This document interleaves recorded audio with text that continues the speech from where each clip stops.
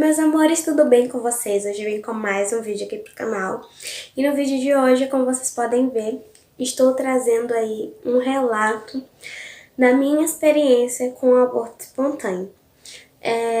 Eu comentei com umas 2 pessoas, eu acho, ou 3 pessoas lá no Instagram, que vieram me contar umas histórias da vida delas e que estavam passando por uma situação igual a essa. E aí eu acabei relatando para elas que eu já tinha passado por isso e se identificaram muito com a minha história. E eu nunca tinha contado isso aqui para vocês, eu acho detalhado para vocês, né? Eu acho que eu já cheguei a comentar, mas nunca cheguei a dar a minha experiência aqui para vocês, como foi passar por isso e tão nova. Contando para vocês a minha experiência de como foi ter um aborto espontâneo aos 13 anos de idade. Bom, se você é nova aqui no canal, eu já peço pra você se inscrever aqui no canal, tá bom? Ativar o sininho de notificações pra não perder nenhum vídeo. Atualmente estamos tendo vídeo todos os dias, tá bom? Às 8 horas da manhã, o vídeo novo, tá bom? Também, gente, me segue no Instagram, que eu tô sempre por lá, tá bom? Então me segue lá que eu te sigo de volta, tá bom? A gente pode até se aproximar mais lá. Lá em tempo real, não tem edição, é tudo ao vivo e a cores. Então é isso, tá bom? Vamos lá pro vídeo. Bom, pra quem não sabe, eu tive um primeiro relacionamento aos 13 anos de idade.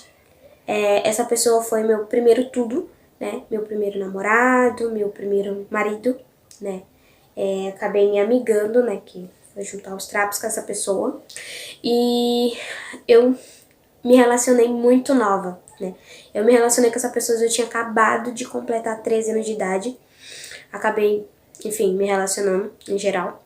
E com o tempo, né, é um outro fator aí que eu quero contar pra vocês numa história mais detalhada, tá bom? Mas esse para um próximo vídeo. Mas eu vou tentar resumir aí pra vocês. E aí acabou que há um tempo, né, a gente se relacionando, eu não tomava anticoncepcional, eu não me prevenia de maneira alguma, né? Bem, como que eu vou dizer pra vocês? Bem matura mesmo, bem responsável. Na época a mãe dele sempre... A minha mãe nunca foi de estar conversando muito sobre isso comigo, mas a mãe dele sempre me chamava pra conversar e perguntava pra mim se eu tomava, e na época eu mentia, dizia que sim, mas na verdade eu não tomava, né? E aí eu acabei me confiando com o tempo, porque já tinha acontecido muitas e muitas vezes de acabar de coisar lá dentro e não ter engravidado. Então eu acabei me confiando nisso, né? Bem responsável mesmo, uma cabeça de criança, né? E não ter pensado que isso dependia muito do meu organismo, de ser muito infantil. E aí, na época, né, eu não engravidei logo de cara porque o meu organismo era muito infantil. Eu tinha 13 anos de idade, né? Então, não tinha como ainda, né? Meu organismo ainda não estava preparado, né? Pra isso. Eu acho que isso tenha influenciado em alguma coisa. 13 anos, gente, aconteceu tanta coisa que você não tem noção. E aí, eu acho que eu tava numa base de uns 5 meses aí com essa pessoa. E aí, eu engravidei, né? Não, uns 4 meses aí com essa pessoa, né? E aí eu engravidei. Só que eu não sabia que eu estava grávida, gente. Pra vocês terem uma noção, eu era tão imatura que eu não conhecia nem o meu próprio corpo. A minha menstruação sempre foi irregular, desde quando eu menstruei a primeira vez, ela sempre foi irregular. Ela nunca foi certinha, sabe? Ela sempre passava 3, 4 meses sem vir, e aí depois vinha de novo, né? E quando vinha era muito intensa, e eu nunca procurei saber, eu nunca comentei com ninguém sobre isso. Eu sempre fui uma pessoa assim, naquela época eu era uma menina muito irresponsável, que não procurava informação, que não procurava se cuidar. Pelo fato de passar muito tempo sem menstruar, eu não desconfiei em nada. Mas tudo começou com os meus peitos incharam muito, eu fiquei com uns seios muito grandes assim, né? Fiquei com o quadril largo. Eu lembro que eu tinha muitos short jeans nessa época. E aí eu vestia os shorts não queriam mais fechar. Os shorts ficavam apertadíssimos. E eu, besta, pensando que eu tava engordando, né? Porque eu não criei barriguinha, assim. Tava tudo no meu quadril, aqui na minha costa. E aí eu não criei aquela barriguinha, eu só fiquei com o quadril muito largo. E aí eu ficava querendo comer só besteira. Eu dormia muito, gente, vocês não têm noção o quanto eu dormia. E isso tudo era sinal de gravidez e eu nem fazia ideia do que era isso, né? E eu não comentei com ninguém. E eu lembro que decorrer com o tempo, né? Correr com o tempo, eu sempre ia na casa da mãe dele, enfim, né? Eu morava na casa da minha mãe com ele. E aí eu indo pra casa da mãe dele, uma tia dele perguntou pra mim, Lauriane, tu tá grávida? E eu falei que não, gente, nem sabia, né? E pessoas que são bem mais experientes sabem. E eu disse não. E ela disse assim, tu tá grávida sim, olha como teu peito tá aí. Teu peito tá inchado, tu tá grávida. E eu disse que nada, tô não. Tá. Gente, isso se passou passou 3 meses aí. Se passaram 3 meses nessa arrumação e eu nem me toquei de nada. E aí, quando foi um belo de um dia, né, eu tava em casa, comecei a sentir uma dor de cólica muito forte mesmo. Uma dor de cólica, gente, que vocês não têm noção. E era uma cólica muito estranha, porque a cólica, ela vinha, passava um tempinho, depois ela voltava. Hoje eu já sei que aquilo era contração, né? Mas naquela época eu não fazia ideia. E aí,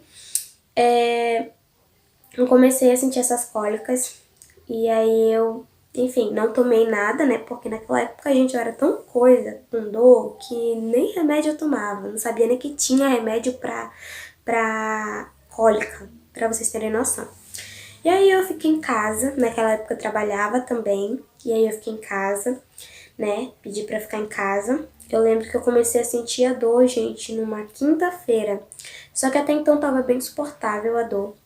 E aí, nada de descer nada, sabe? Eu falei, ai, deve ser minha menstruação que deve estar pra vir, e aí, como ela vem muito intensa, tá vindo as cólicas, né, e eu sofria muito de cólica também. E aí passou quinta, né? E de sexta pra sábado, de madrugada, né?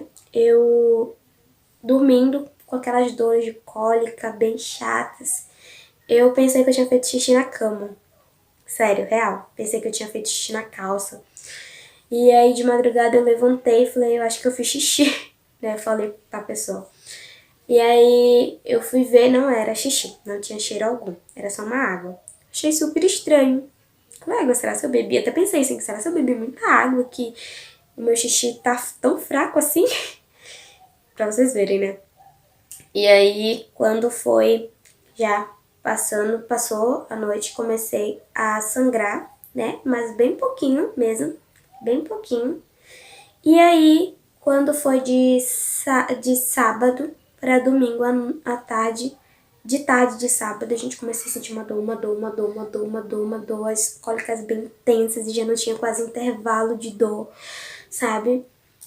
E aí, quando foi de madrugada, as dores aumentaram muito, que eu chorava de dor, pra vocês terem uma noção, né? Que eu chorava de dor. E eu não tomei nada, em decorrer disso eu não tomei nada, porque eu sabia, pra mim era uma cólica e eu não sabia que tinha remédio pra cólica, naquela época não me interessava, eu não era uma pessoa muito coisa, sabe? E eu tinha muita vergonha de estar perguntando essas coisas pros outros, ficar pedindo ajuda. E aí, eu lembro que quando foi da madrugada, na verdade, na manhã de domingo, eu falei que eu não tava mais aguentando de dor e que eu queria muito ir para um hospital porque eu tava sentindo muita cólica e eu tava sangrando muito. E aí a minha mãe, né, contei pra minha mãe pensou que fosse uma hemorragia, porque eu tava sangrando muito. E aí eu lembro que eu tava com muita dor, né, e aí minha mãe disse, vai tomar um banho que a gente vai lá pro hospital. E aí eu peguei, fui tomar um banho. Quando eu me agachei, gente, pra fazer xixi, eu senti dentro de mim que tava descendo um coágulo de sangue muito grande. Sério, muito grande, muito grande.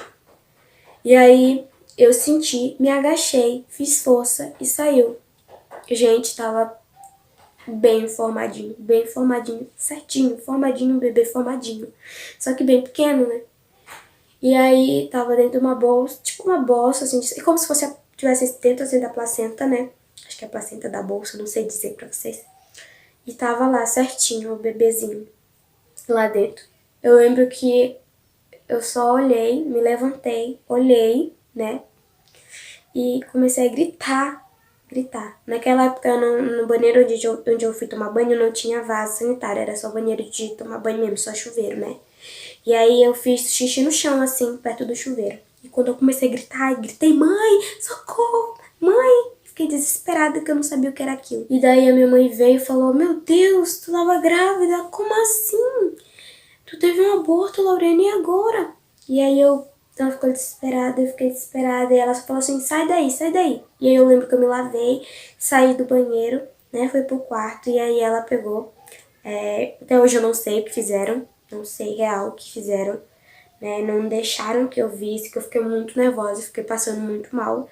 Eu tenho um problema de pressão, então no momento eu comecei a passar muito mal. E aí, tá. Aí eu me acalmaram, me acalmei, né? E aí passou, sabe? A dor simplesmente sumiu. Nem parecia que eu tinha cólica. Eu continuei sangrando, né? Mas tinha passado a dor, não tava sentindo mais nada. Eu também falei, mãe, eu não vou pro hospital. E aí a minha irmã, né, passou a tarde toda no domingo. Eu lembro que eu até cheguei a sair no domingo à noite, pra vocês verem quanto eu era irresponsável. Eu saí à noite no chuvisco. Parto é até pior do que um parto, né? Era pra ter ficado o quê? De resguardo. Não, eu saí de noite no domingo. Eu fui pra uma igreja até. E aí meu pai soube que isso tinha acontecido. Minha irmã também soube que isso tinha acontecido comigo. E acabou indo lá atrás de mim nessa igreja e disse, não, tu vai ter que ir, tu vai ter que ir. De repente ficou alguma coisa dentro de ti e depois aí te dá um problema pior, vai pro hospital. E aí eu lembro que eu não queria ir, não queria ir, não queria ir. Brigaram até com a minha mãe, né? Porque eu que não quis ir, a culpa caiu sobre ela, porque eu era de menor, né? Enfim. E aí ela me levou. Eu lembro que foi eu, a pessoa e a minha mãe. E o meu padrasto também foi. E aí eu lembro que a gente foi pra Santa Casa, né? E chegando lá, gente, eu acho que eu cheguei por volta das 10 horas lá na Santa Casa, né? A pessoa dormiu lá, né? Mas o meu padrasto lá fora e eu e minha mãe entramos. Gente, eu cheguei lá na Santa Casa, a mulher lá da triagem, né, que perguntou o que aconteceu, deu uma resposta na cara da minha mãe que vocês não têm noção. Ela perguntou assim, o que foi que aconteceu? E aí minha mãe foi pra falar, porque sempre quando eu ia pra hospital, consulta, minha mãe sempre ia comigo, né? E eu sempre morria de vergonha de falar, e aí ela que falava pra mim. E nesse dia ela falou assim, não, o assunto não é com você, o assunto é com ela, não aconteceu com ela, então deixa que ela fale. Ela falou pra mim, sabe, vocês, mas não me metem no meio, tipo, procurou, resolve, entendeu? E aí eu lembro que ela falou assim, aí eu fui explicar pra ela tudo que tava acontecendo, o que tinha acontecido comigo. E aí ela falou que a gente ia fazer um exame de gravidez, né? Porque parece que até uma semana depois do aborto ainda consta no corpo da gente, porque ainda fica o beta-HCG, eu acho que é o hormônio, né? Da gravidez ainda fica no nosso corpo durante uma semana, mesmo que aconteça o aborto. E aí eu lembro que ela mandou fazer o exame de beta-HCG, eu tomei um Buscopan, que era pra dor, né? Que eu ainda tava sentindo, mas era uma cólicazinha e algo dolorido assim na baixa da barriga. E também o fato de tomar o soro porque eu tava fraca, que eu não tava conseguindo comer, né? E aí tá, passamos a madrugada inteira, fiz o exame, passamos a madrugada inteira no hospital para receber o resultado somente pela parte da manhã, era umas 7 e pouco da manhã quando fomos receber o resultado. Minha mãe tava ali comigo, mas ela tava muito puta da vida porque ela tava fazendo aquela situação ali comigo, sério. Porque, tipo, ela tinha me avisado muito, né? E eu, desobediente, imatura, não querendo saber de nada, né? Não pensei. Tava botando a minha vida em risco e a vida até de uma criança, né? Enfim. E ali naquele momento, cara, ali naquele hospital, passou tanta coisa na minha cabeça. Eu tô falando aqui pra vocês, nem parece que de uma maneira tão fria, né? Mas ali naquele momento, passou tanta coisa na minha cabeça que vocês não têm noção. Das vezes que a minha mãe me avisou, dos conselhos que me deram, das vezes que a minha mãe disse assim, não faz isso e eu fiz. Que eu tinha perdido um ser que veio de mim. Eu tava com um sentimento de medo, ao mesmo tempo de alívio, porque eu não tava preparada para ser mãe. A minha vida do meu relacionamento não era uma vida saudável. O fato que aconteceu foi só um fato que Deus permitiu eu passar para me dar valor no que o meu pai, do que minha mãe, do que os adultos falavam para mim. Porque a gente, quando é adolescente, a gente quer saber de tudo, a gente acha que sabe de tudo, mas não, a gente só tá aprendendo. E às vezes é permitido, Deus permite que a gente quebre a cara para dar valor e escutar nosso pai, nossa mãe. E eu fiquei assim, Jesus, já pensou se essa criança viesse? O que ia ser de mim? Eu trabalhava na casa de família, cuidando, sendo babá de uma criança. Eu sei que eu ia saber cuidar, mas e a situação financeira? Como ia ser? Porque eu ia ter que parar de trabalhar, né? E a pessoa que eu tava não trabalhava.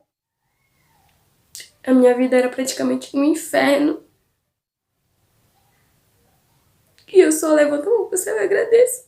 Por mais que tenha permitido eu passar pelaquela situação, não permitiu que uma criança viesse ao mundo para sofrer, porque se aquele bebê viesse naquele momento, só ia sofrer junto comigo.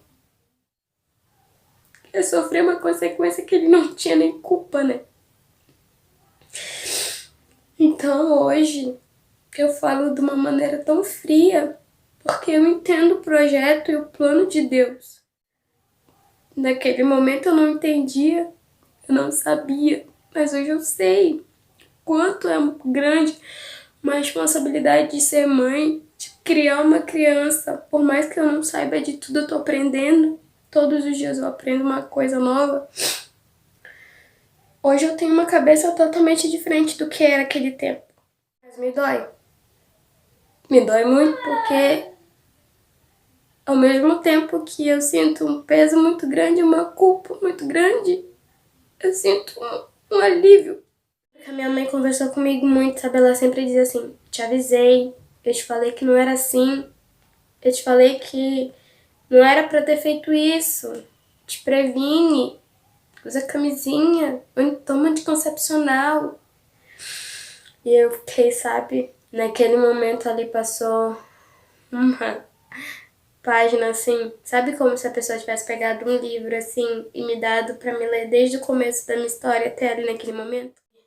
Depois disso, né, chegou umas 7 horas da manhã, a médica de plantão chegou e tinha saído o resultado do meu exame de sangue, que era gravidez. E foi constado que sim, né? Que eles tinham que comprovar, porque eu não tinha perdido lá no hospital, né? Tinha perdido em casa e não tinha levado pro hospital o feto, né? E aí, até hoje ninguém me fala o que fizeram. Não sei se jogaram no lixo, não sei se enterraram, não sei contar pra vocês. A médica me deu uma baita de uma sermão mesmo. Como assim? Você é uma criança grávida com 13 anos de idade. E eu não era a única ali que tava com essa idade, gente. Real. Tinha criança de 12 anos, adolescente de 12 anos que tava grávida, que o namorado tinha engravidado. Os pais tinham colocado pra fora de casa e eu tava morando com a avó ali, tava pra ter bebê, sabe? Permitiu que eu tivesse passado por aquilo pra prestar atenção e ver que não era só eu que tava passando por aquilo e eu poderia estar numa situação igual aquelas outras meninas. E aí eu lembro que a médica falou pra mim que era pra eu fazer um outro exame ali de ultravaginal, né? Que era pra ver se tivesse ficado algum resíduo do feto dentro de mim, né? Que aí se tivesse eu teria que fazer a coretagem. Gente, eu entrei no desespero que vocês não têm noção. Eu falei, Senhor, eu não quero fazer isso. Eu não quero. Não permita que eu faça isso. Eu pedi tanto perdão pra minha mãe, tanto perdão. Eu falei pra mamãe, minha mãe não é mãe, desculpa. Prometo que a partir de hoje eu vou te ouvir. A partir de hoje eu não vou fazer mais essa menina imatura. Mãe, desculpa te trazer tanta tristeza assim, te decepcionar tanto. Por mais que tu erre, por mais que tu seja uma pessoa errada pros outros, a tua mãe sempre vai estar ali do teu lado. Por mais que ela tenha te aconselhado, ela vai ser a única que vai estar ali do teu lado. Amizade nenhuma ali naquele momento estava comigo. Amizade, amiga, colega, não tinha uma pra dizer assim, ó, eu tô aqui do teu lado. Mas naquele momento mais difícil da minha vida, não tinha uma do meu lado.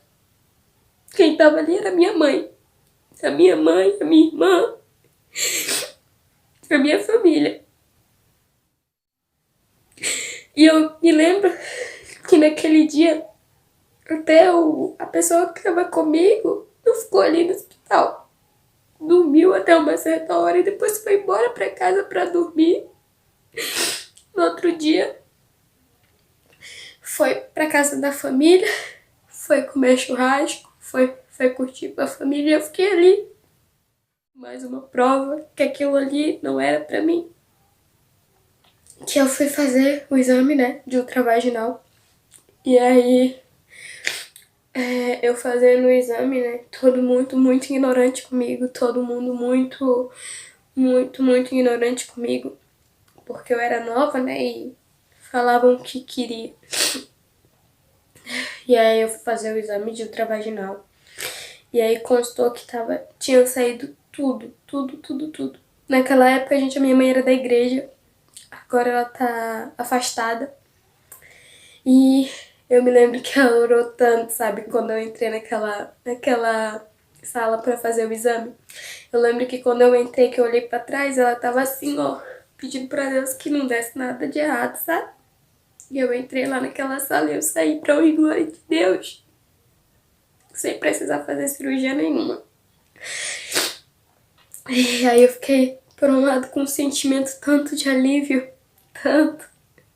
E ali foi mais um sinal que Deus era muito bom pra minha vida, né? Quanto Deus me amava, quanto Ele me escutava, por mais que eu fosse errada. E aí eu lembro que a gente foi pra sala da médica de novo, e aí ela me passou um anticoncepcional.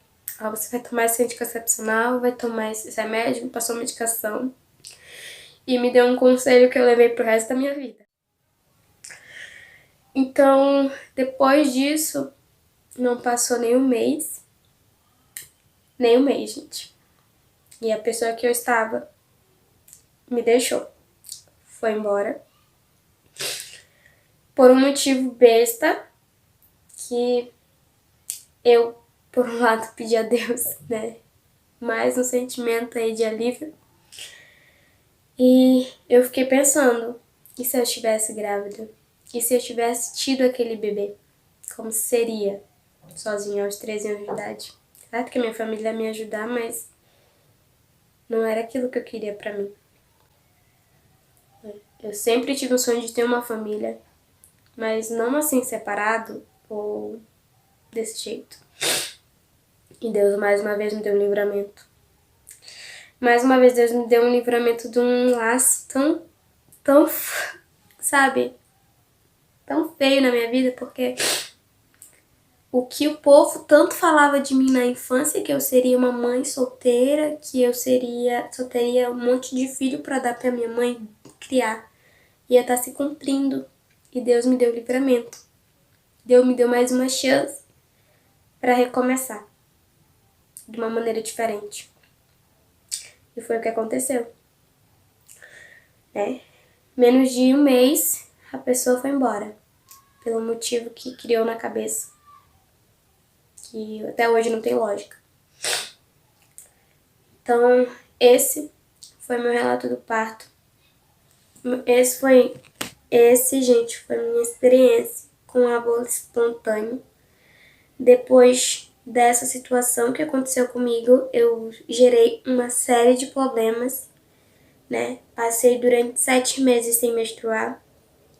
Criei um cólico de cisto, né? Que é um cólico de sangue. Tive cisto no ovário, nos 2 ovários. Pra graça de Deus, eu não precisei operar. Tomei remédio pra isso, e aí eles acabaram sumindo. Tomei garrafada, né, que é aqueles remédios caseiros com planta, chá, que fizeram pra mim. Durou em torno de uns 2 anos, gente, pra poder sumir ao completo, pro meu útero e meus ovários estarem limpos. Pra vocês terem uma noção quanto foi meio complicado, né? Também me causou algumas situações difíceis da saúde aí. Então é isso, meus amores. Tenho muito mais o que falar pra vocês aqui, tá bom? E é isso, um grande beijo e até o próximo vídeo.